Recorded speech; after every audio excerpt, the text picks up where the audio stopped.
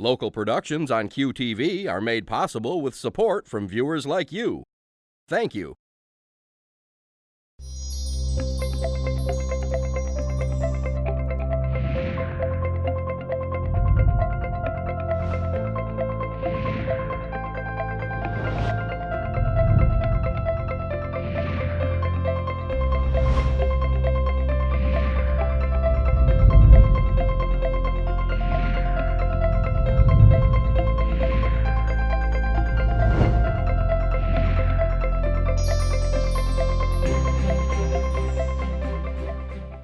Hello everyone, welcome to Junia Doan's The Spark. I'm Junia Doan and thank you for joining me. My guest today is Lonnie Reed, who has served in the Connecticut House of Representatives and is House Chair of the Energy and Technology Committee, and is now returning to documentary filmmaking and television production. Well, I'm thrilled to have you here, Lonnie. It's an honor and an opportunity because you've lived in two worlds. You've lived in the television world, you lived in the political world in Connecticut, and now back to the television world. Tell us, what was so interesting or boring about television that you wanted to change it, and how did you figure out which way to go? So actually, when I got into television, I had been in newspapers first. So I was a newspaper, old school journalist with the kind of old school standards that you keep digging, and you get the real story. And actually, I had worked for organizations that supported that. So if you needed to travel, they chartered you a plane or a helicopter or whatever. So you got to go where the story was. And I eventually got into television, and I loved it, and it was great. And I actually started in a small market of the recommendation of some of my friends who were in television, so I could learn to shoot, edit, report, write, do all the jobs so that you had a real comfort level with the whole ecosystem of television. Did that, loved that. And as television began in the 80s to kind of become a little bit more, all journalism started to become a little bit more, less journalistic and more business oriented in terms of sponsors driving how you covered things. I just thought, I really love doing long form. I love doing documentaries, and I loved kind of really digging into things. So I left to start my own company and to do documentaries, which I did for a while. And then I connected with a good friend of mine, Susan Iger, you may know. And we put a company together called Iger Reed, and we did a lot of documentaries and television specials and that kind of thing. And I loved it. I like working collaboratively with a whole team. And I love being in the edit room, and I love writing. And so it kind of gave me all of those lanes to work in. And so that's how I ended up there. How did you know it was enough? It was time to try something else. I think it's everybody, if they listen to their gut, can start feeling things, like suddenly a job that you loved, you got to go to work today, and you have to pay attention to those voices. Sometimes you can't change it. Sometimes you have a family and you have all these responsibilities, and that's the only thing that's paying the bills, or you have to stay there long enough to get vested so you get, your pensions and stuff. So I really appreciate that so many people don't have that flexibility, but I did. And I thought, and I'd saved my money. I was very careful. Always try to live within your means and put your money away, because you need walk-away money. And I always did that. My dad always taught me that, have walk-away money. And so I just kept feeling that I don't want to go, I don't want to do this, I don't want to do superficial stories. And one day I just quit. I had a 3-year contract I had signed only about 8 months before, so this became a huge brouhaha. And I wasn't allowed to go with a competitor. They had that exclusionary clause, so I couldn't do that, which I wouldn't have done anyhow. But I'm just going to walk through it. I'm going to walk through the drama and come out on the other side, and I'm so glad I did. It was a very good decision. Because you had been over the bell curve, you were down the bell curve of excitement. Yeah, it wasn't just either a bad day. Like I tell our kids sometimes, that's a bad day, Yes. Because you had a really good day on Tuesday, so don't necessarily quit. Yeah. Yes, right. Like, let them put some bad days together over time before you make the decision. But yeah, I've been up and down, and I learned a lot from all of that, because I think absolutely. You reach inside. Yeah, and you find how did you do that? You know, it was so interesting. When you talk to your girlfriends, Yes. so many of us Right, have the gone wisdom through group. some interesting things. And I just really learned a lot from listening.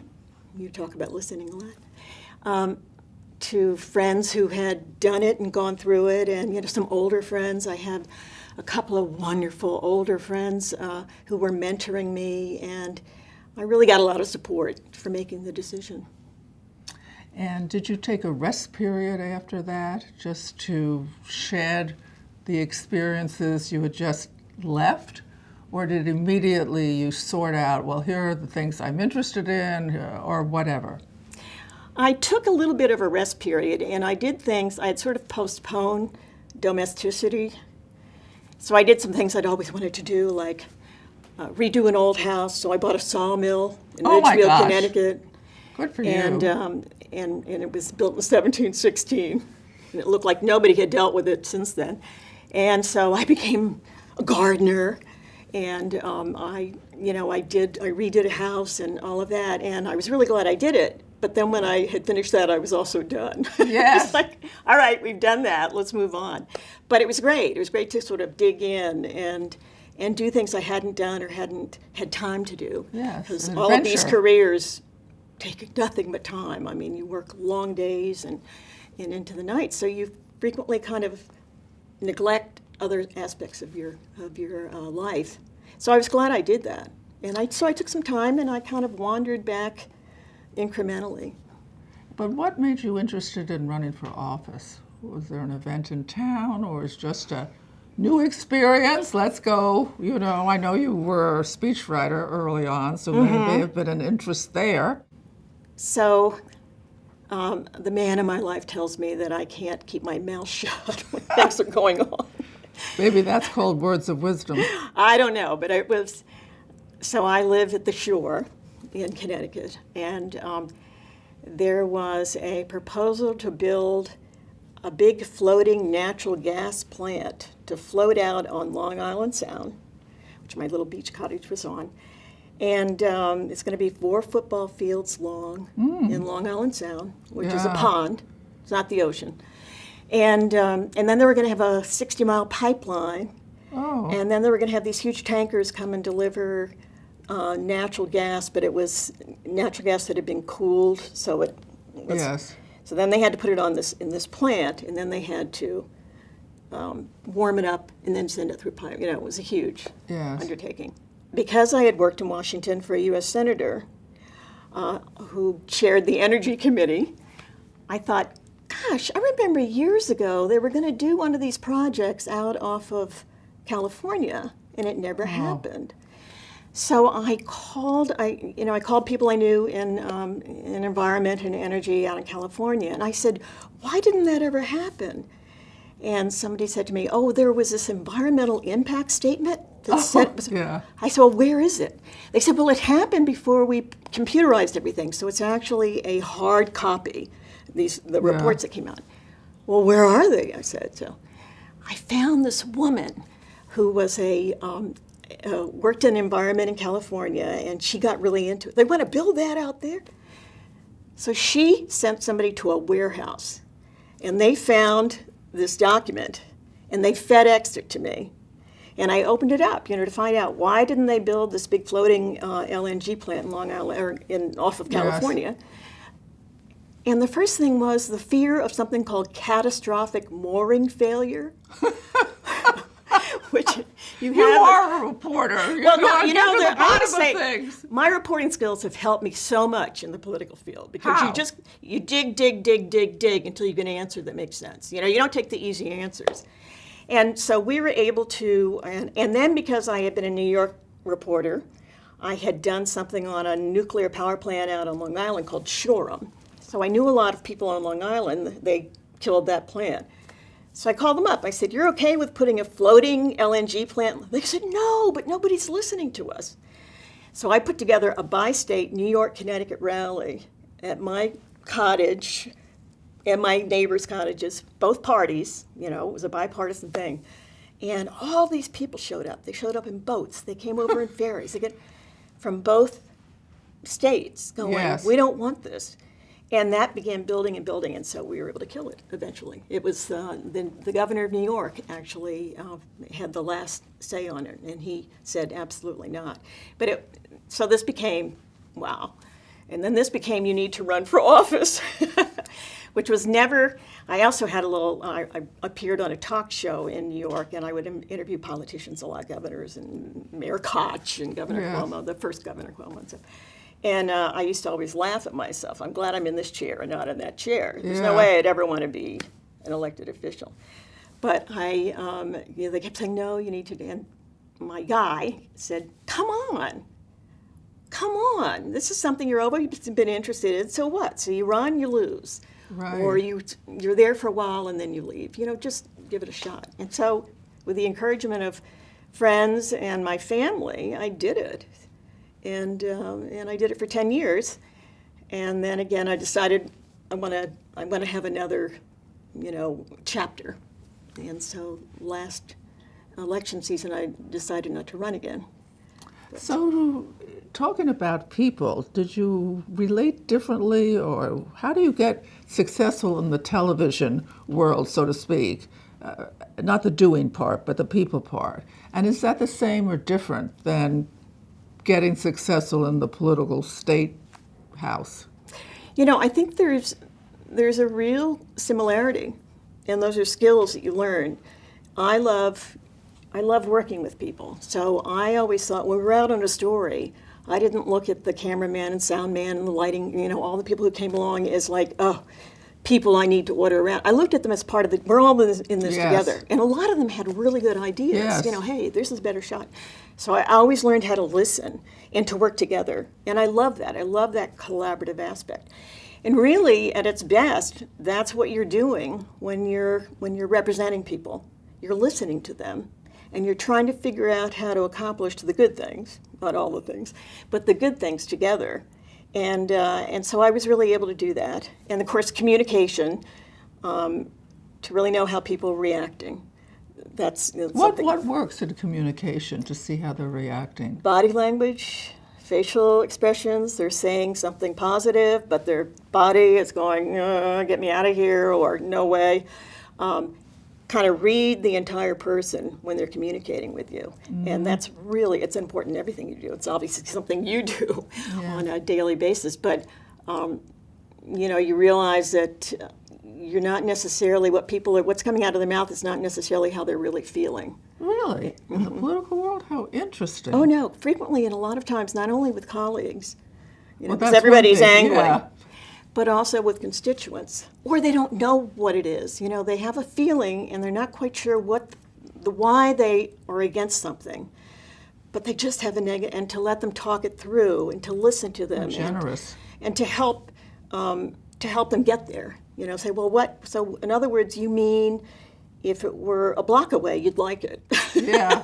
So much of it is NIMBY, not in my backyard stuff. Right. And but just sort of listening that way. But so, if your constituents as a group wanted you to vote one way, but you felt it was better to vote the other way, how would you resolve that? I just vote the way I feel is right, based on what I know, and I've done it. I mean, I happen to be a Democrat, but I've fought with my own party over certain big issues. And I think also going into politics older and having other experiences, I feel a certain freedom.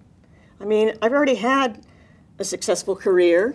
I have a family that loves me. I have friends, and so so what's the matter with doing the right thing? Based on all of the due diligence that you've done. And now that you're a different person and going back to television, how has that world changed? Oh, I think it's very, very different. It's different, even the way, I did one of my favorite documentaries that I ever did was on Muhammad Ali. And for TNT, it's called Muhammad Ali, The Whole Story. It actually is still available. Good. It was a really, really good, I think it was 2 hours. And I really let it breathe, I let more of a narrative happen, and not only him talking, but his family talking, and nice. And sort of integrating it. So you got a real sense of why he resonated worldwide beyond boxing. I mean, he extended way beyond boxing. People who never watched boxing knew who he was and were captivated by him. And, so it's, today I think there's a lot more quick cutting. Like surface. They were just the just quick keep answer? it moving, keep it moving, And I think part of it has to do with how we live our lives now. We're so social media oriented, and our thoughts don't have time to kind of settle and percolate. I mean, I do it myself. Yeah. I stop myself sometimes. I'll say, okay, you've got an addiction thing going on with your cell phone, or you're Yes. not thinking this Addicted. through. And I try to take myself away and kind of just sit with an idea or a thought. But you can actually, the rhythms are different, and how. Does that mean their depth of understanding is different? No, I think sometimes, no, not necessarily. But it's just a presentation that's very fast-paced. Ba-boom, ba-boom, ba-boom, ba-boom, ba-boom, as opposed to, ba-boom, ooh, settle for a second, let's think of that. Ba-boom, ba-boom, ba-boom, whoa, sort of the rhythms of how things go together. So Where's the plus in that? Where's the minus? So much of it has to do with just getting used to it. Interesting. Sort of like are you going to come back? Biking? Right. Well, yeah. Or are you going to come back and battle the now? Or are you going to figure out a way to get used to the now, but also put in and put in a sense of perspective and kind of figure it out. So that's. I run an exercise on myself because I too, get overly, got to get the news, got to get the blah blah. Anyway, I make myself try and think policy, but then whatever side I'm on, I make myself try to think from the opposite or several other opposites way of, if I were looking at this way, what would I see? If I was looking at that way, what would I see? And then I try to see what I could learn or not. But I think one of the adventures of life is being open, or at least respectfully open, to hearing another point of view. Don't have to agree, but your world might expand in some way or another, and you may have a different point of view. So right now, what I find it's lost, it's just like you were saying, it's faster, but when faster, it's a little less considered. Just get the ball back. Which I like in tennis, but I don't like in conversation. I want someone to think about what I'm saying, or, do me the honor of at least, not pretending, but, but we're not in a period. Well, you would have made a really great old school journalist. Yeah, because that's what you do. I appreciate it. So much of it is listening to the other side and exploring the other side. Yes. Everything makes sense at some level, but is that the real level? Or it's like your constituents, what they were saying, in their bodies was different from what they were struggling or saying in the mouth. Now, when you were raising your children, did you raise them to be investigative reporters, to make their case on why they did or did not want to do what you wanted them to do? So I have a blended family. Oh, okay. So I have inherited children, and I'm also very close to my niece and nephew who tell me I'm their mom as well. So, I do. I mean, and I still do. I mean, you probably do this with your daughter, on a daily basis. It's wait a minute, let's go deeper. Or wait a minute, did you have a little, contretemps with this person a little while ago and that never got resolved? Or, you sort of just help them talk it through and settle down, because that's the other thing that happens to all of us. We're in the middle of angst. It's hard to settle down and try to back off a little bit and kind of look at it. One of the great things that I think about growing older is that you have had all these experiences at least once. So when it recycles, you just don't have that fresh anxiety to the startle level that you have, or at least I had, when it was coming to me face on for the first time. But I also think that getting your daughters to look at it is a gift to them, because it cycles back, I think, to self-understanding, And Well, and I find too because we have sons as well. Women are different now, and they have different expectations. So our sons all of them are fathers, and trying to kind of look at it from their wife's perspective.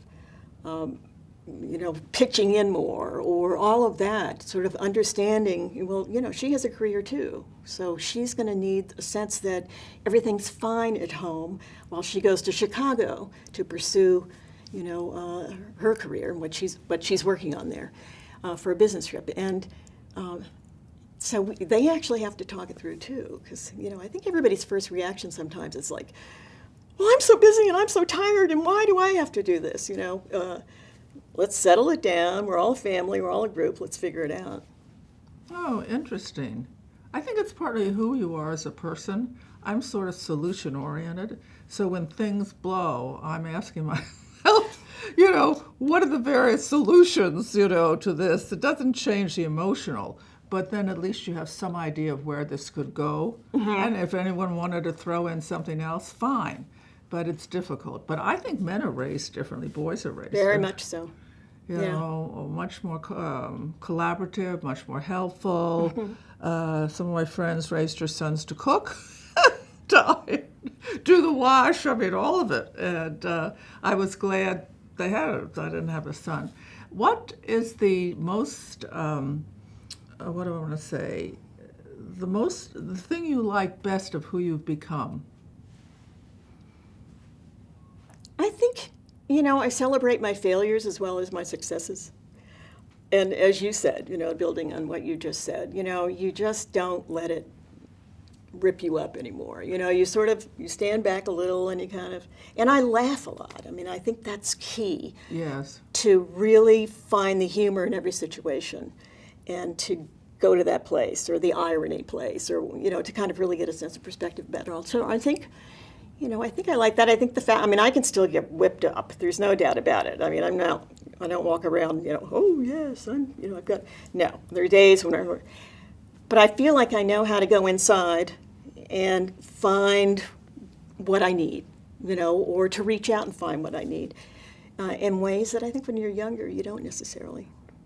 How do you, when you get thrown off balance, what works for you to restabilize or rebalance? Running. Yeah, just do some serious exercise and kind of just let the physicality kind of take over, and then suddenly your brain settles down as well. So interesting. Yeah. Interesting. Do you meditate? I've tried to meditate. I'm one of these people who in yoga, when they finally say at the end, and all my brain does is go, wait, you got to get here, you got to get there. I try. Right. And, it's always been a goal. But honestly, I have a hard time getting to that quiet place in my brain. And not that, when I'm worried about doing things, it's necessarily, a negative thing. But I find that I'm always sort of running in one way or the other. Are you going back to documentary filmmaking? I'm talking about doing that. The governor of Connecticut has just, this hasn't even been publicized yet, has just made me chairman of the board of something called the Connecticut Green Bank, which is a public-private partnership to bring private investment money into deploying renewable energy, to fast-track renewable energy, which is going to be billions and billions of dollars for our globe to turn around and to leave fossil fuels and to have solar and wind and all of the things that we need so that we we're really dealing with the environment. And so I'm very excited about it. Where's the money coming from? When I hear billions and billions, I'm like, hey, what did I miss here? So, that's a perfect question, because what happens is states and federal government set aside money, public money, to pay for these things. And so what happens is your wind developers come in and they go, well, we're going to need, $8 billion to do this project of public money. And the Green Bank, and I think, smart strategic people go, wait a minute, not only is that way too much, but you're not sucking up all our public funding here. We need to work this through. And now there are all kinds of investors out there who are socially conscientious, and they want to invest in things that are doing good work. And I think a lot of the CEOs have been talking to their children. Yeah, the children told them. Like, Daddy, when are you going to clean up the environment? Mommy, And so it's a whole new area of inviting private investors to come into this process and help fund it. So you leverage public funds with private money. And we, in Connecticut, we have the first Green Bank, and now they're happening all over the country, including in New York. New York created a Green Bank. But, we've been able to leverage private money, so now we're 10 to 1. So 10 private investment dollars to 1 public dollar, which is really the new equation we should be pursuing. But I read that you were interested in bioscience. Is that something you're focusing on as well? I am. I'm also, there's something called BioCT, which is the Connecticut Bioscience Association. And so I've been very, very involved in sort of helping bring bioscience into Connecticut. And because a lot of people have these startups, interesting bioscience startups. And Connecticut's a great place for it. It's a small state. And we stole a lot of people. What is bioscience in Connecticut's definition? Well, it's dealing in the medical field. Yes. But we also bioscience and technology. So what they call data informatics. Yes. Where a lot of scientists, in fact, the scientists will tell me, they do all this work to solve this disease, and along the way, their experiments have actually solved another disease that they don't know anything about. So you have these data analytics people that take all that information that's been gathered and they analyze it and they go, wait a minute, you discovered a cure for lymphoma. Did you not know that? Oh, I was going for a rash. I was going to discover. I had no idea. So it's really important to kind of create these collaborative relationships again with technology and scientists. And also when scientists, one thing I've really pushed hard at in Connecticut is when they go for these National Health Institute grants, NIH grants, instead of competing with each other for the same grant, if you're both working on the same thing, go in together. And you have more chance of getting the grant and a better chance of actually resolving the issue. And it's a better use of public money. So, trying to get, because scientists are very lab-oriented, and frequently, they're over their petri dishes, and to kind of get them to kind of think bigger, and to help them think bigger. That's sort of something that we've been doing a lot of. Boy, that's a hard nut to crack, though. It's very hard. It's very hard. And knowing how to communicate. I'm always telling them, know your audience. You just gave a speech about petri dish stuff. Right. To a crowd of high schoolers. Right.